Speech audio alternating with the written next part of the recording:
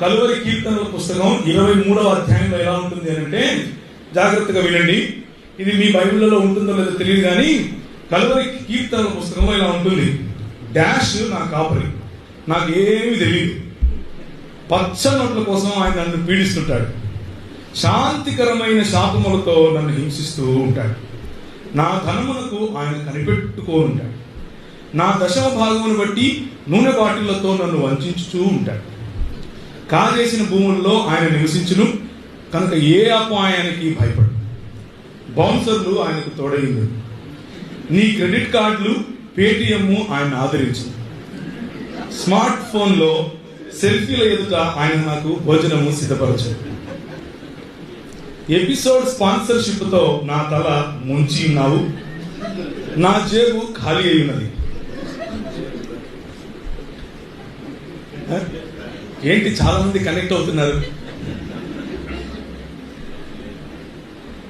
నేను బ్రతుకు దినములన్నీ డాష్ శాపములే నా వెంట వచ్చును, అయినా సరే చిరకాలము డాష్ టెంపుల్లో కుకట్పల్లిలోనే నివాసం చేయండి. ఇది ఈరోజు మనకున్నటువంటి కలువరి కీర్తనల గ్రంథంలో 23వ అధ్యాయం.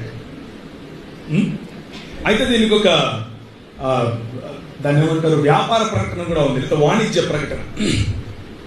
ఈ కలువరి కీర్తనల ఈ అధ్యాయము MP3 రూపంలో కూడా మీకు లభిస్తుంది.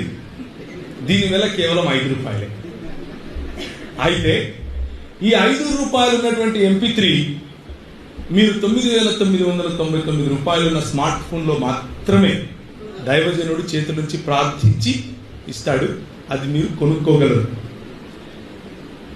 మా టెంపుల్లో ఉన్న ప్రత్యేకమైన స్టాల్లో మాత్రమే దొరుకుతుంది. ఇంకొక బంపర్ ఆఫర్ మీకు ఏంటి అని అంటే, ఆ స్మార్ట్ ఫోన్లో ప్రత్యేకంగా ప్రార్థించినటువంటి చెవులలో పెట్టుకోవడానికి కొన్ని ఇయర్ ఫోన్స్ ఇస్తాడు. ఆ ఇయర్ ఫోన్స్ మీకు ఇచ్చేటప్పుడు 50% డిస్కౌంట్ సెల్ఫీకి కూడా ఉంటుంది. సెల్ఫీకి 50% డిస్కౌంట్.